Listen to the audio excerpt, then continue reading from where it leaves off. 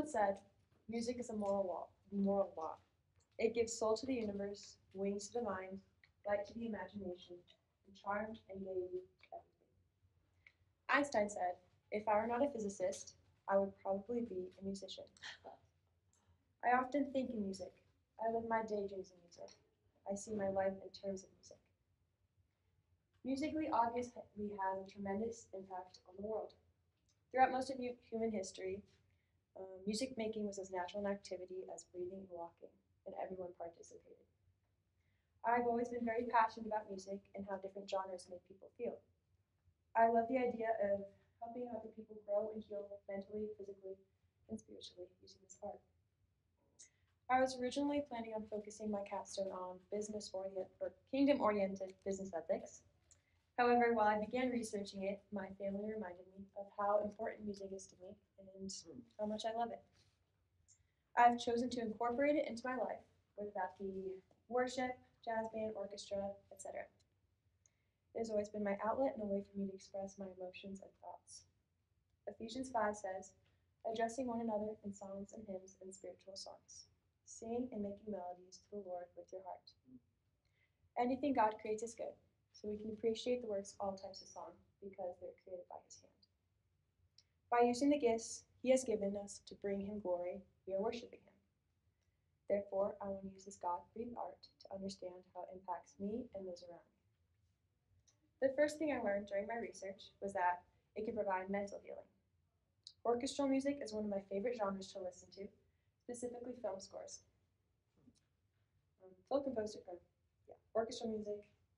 Film score composers write music that reflects the atmosphere and the feelings of characters and also the plot.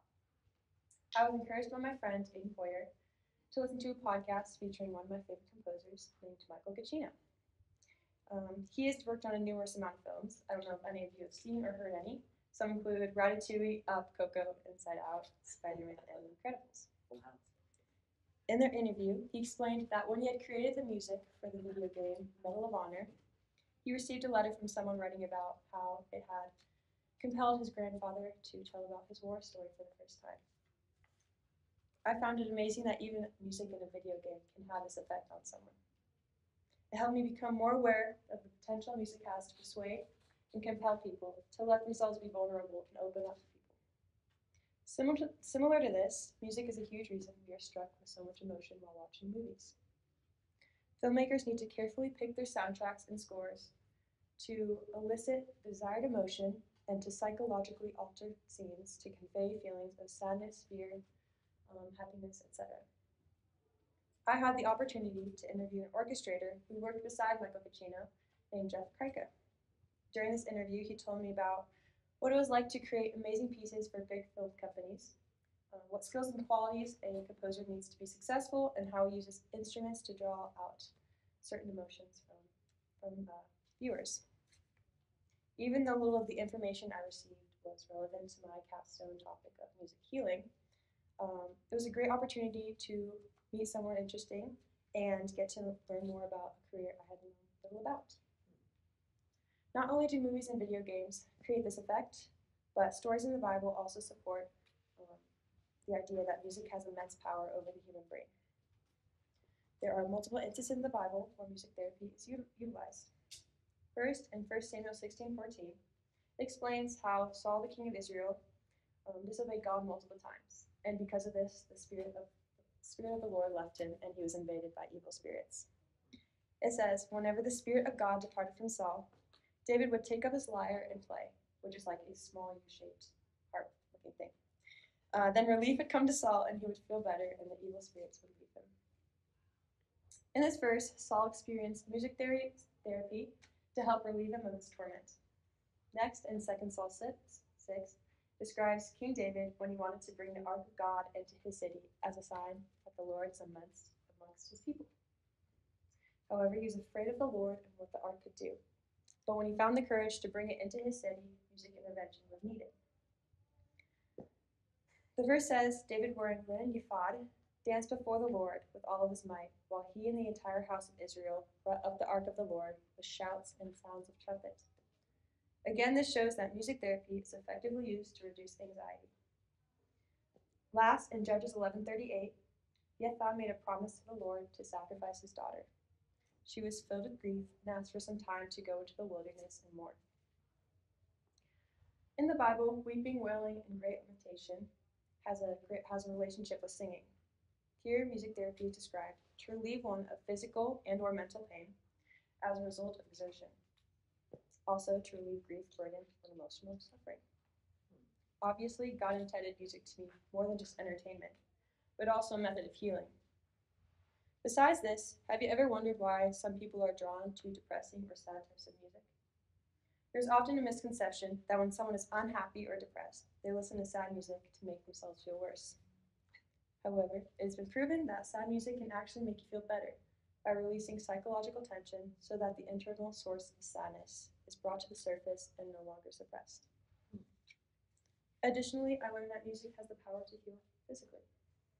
According to the American Psychological Association, music therapists are able to use the science of music therapy and how it affects the body emotionally and physically to treat a range of illnesses and injuries. Being able to trigger a feeling of happiness, calm the heart rate, and promote relaxation are just a few of the ways music can be used in a medical setting. Studies have shown that music therapy aids in helping the body recover quicker and reduces the pain that patients feel through releasing chemicals within the body. In order to learn more about this aspect of psychology, I decided to talk with a music therapist who graduated from CSU. Music therapists are taught to apply music and music-based experiences to help people depending on the client's needs. She explained to me how there are parallel and shared pathways within the brain that process this music. Someone who has suffered a stroke or a traumatic brain injury may be experiencing what is called apprehensive aphasia, or the inability to speak, and they may still be able to sing through a parallel pathway in the brain.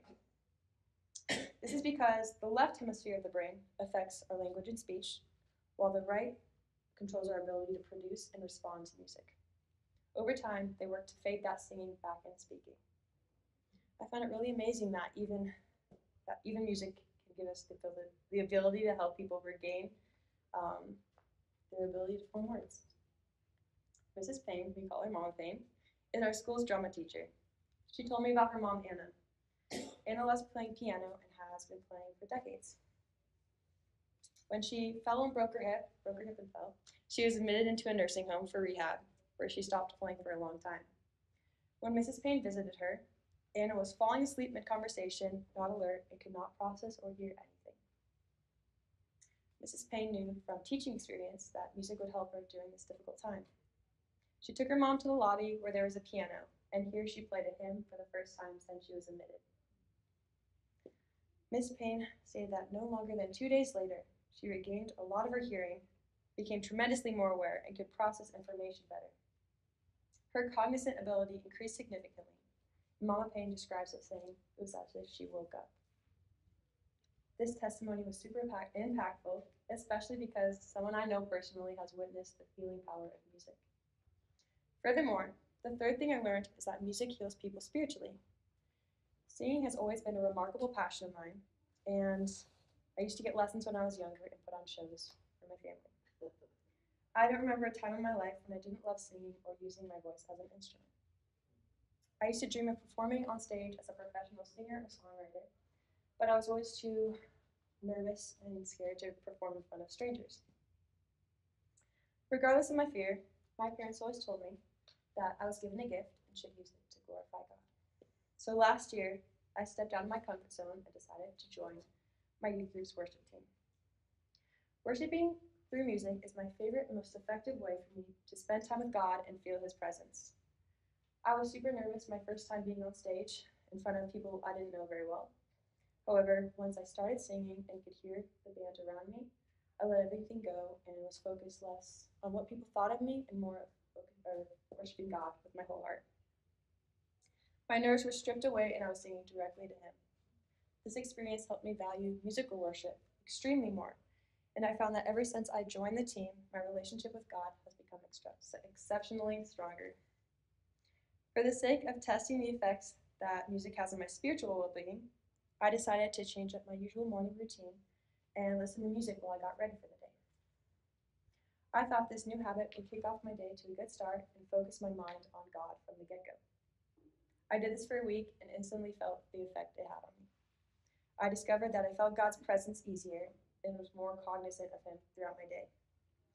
While it is important to be in the Word and study it, personally, I find it really hard to sit down and read the Bible. I realized that listening to the verses being sung to me helped me better remember the messages for longer periods of time. Also, while I acknowledge that everyone has different tastes in music, this experience led me to understand why I cherish and value reflective music over energizing worship music. It allows me to feel and contemplate a more intimate relationship with God, and Toby Mac did not exactly do that for me. Also, because I feel such a profound connection to orchestral music, during Easter break, my friend and I attended the Colorado Symphony performance where the theme of the piece was the resurrection. Throughout the performance, I was trying to make connections with the emotions that are associated with Easter. Doing this, I found they were emphasized by the harmonies between the sounds of the violins, cellos, flutes, drums, and a lot more. Altogether, the instruments stirred up emotions of somberness and extreme joy, emulating the message of the death and resurrection of Jesus. This provided me with a deeper understanding of the emotions that I should be reflecting on during this holiday. Moreover, music is especially utilized in many church services across different religions. In my senior seminar class, we needed to attend a service of a different branch of Christianity. I decided to visit the Cathedral of the Assumption Greek Orthodox Church, and the biggest difference I noticed was that they almost never spoke a word, but sang everything. Axel Rodriguez, a Greek Catholic, came to speak at my class and briefly explained that music makes you aware of more things while singing scripture. And I spoke to him after and asked him to elaborate more on what he meant. And the main idea was that music touches all of us. This statement goes to support the famous quote by Hans Christian Andersen, saying, "Where words fail, music speaks." This phrase reflects music's ability to transcend language and communicate to us on a deeper level. Throughout my experience of joining the worship team and my experiment I conducted, I discovered the impact worship music can have on my and others' spiritual lives. Music clearly has an incredible power over people and can be beneficial to humanity. I'm so glad I chose to study this passion of mine, and in doing so, I have formed a deeper love for music and the ways it can assist people struggling mentally, physically, and spiritually. I'm still not sure if I will be called to pursue this passion of mine in the future, whether that be a music therapist, producer, etc. But no matter what I choose to go into, music will always be a huge part of me, and I will find a way to include it into my life. I learned so much about myself and my interest in helping people using my favorite art form. If I could be so bold as to add on to Plato's quote and say that music does not only give soul to the universe, but in my experience, it brings healing to all of us. Thank you.